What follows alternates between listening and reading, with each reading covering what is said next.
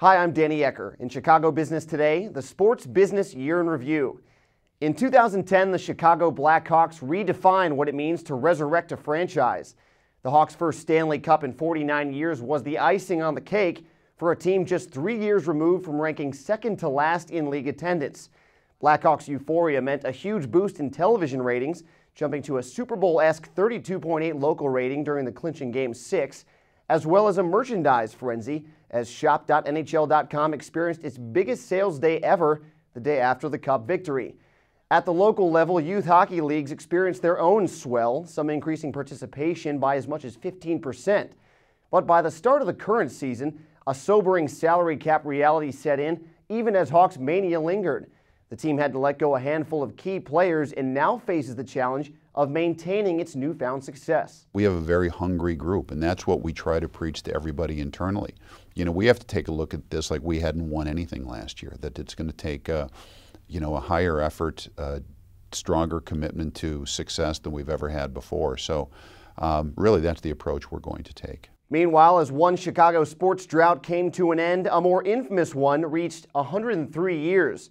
2010 was year one for new Cubs owner Tom Ricketts, who kicked off the season with some slight renovations to 96-year-old Wrigley Field, including new restrooms and box suites.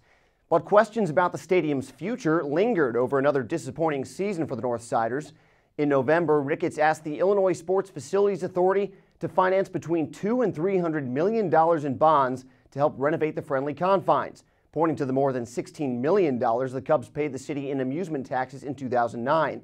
It's a proposal that has drawn plenty of criticism, but one that Cubs ownership has deemed necessary. Wrigley is special, it's unique, it's why fans come from all over the country and the world to this great place. All the renovations that you saw the Ricketts commit to going into the season, between the back of the scoreboard and the restrooms and the left field wall and other amenities, that's coming straight out of the ball club and isn't being funded from state and city resources. The Cubs did enjoy a seven-figure payday, though, this year when football returned to Wrigley Field for the first time since 1970, with Northwestern and Illinois squaring off in the inaugural Wrigleyville Classic.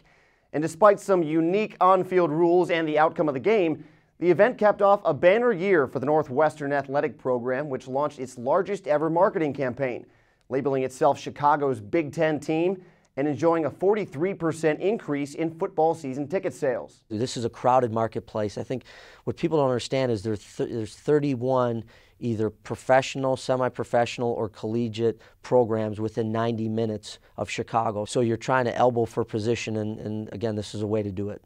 Elsewhere on the 2010 Chicago sports landscape, the Bulls made their own pass at acquiring LeBron James this summer, trying to grab what Crain's reported would generate as much as $2.7 billion in local business. Of course, one big decision later, the team looked elsewhere for help on the court, and so far it's paid off.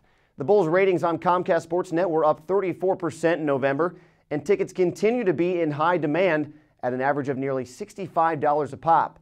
And the White Sox appear to have gone all in for the 2011 season, spending big recently and likely increasing the team's payroll by about 10%. On the fan side, Sox Chief Marketing Officer Brooks Boyer said the ticket prices will undergo the usual incremental increase, saying season ticket holders have become accustomed to the policy. And that's this edition of Chicago Business Today. Be sure to follow Crain's Business of Sports video series and read Ed Sherman's blog at chicagobusiness.com. Thanks for watching in 2010. Have a happy new year, and we'll see you right back here in 2011.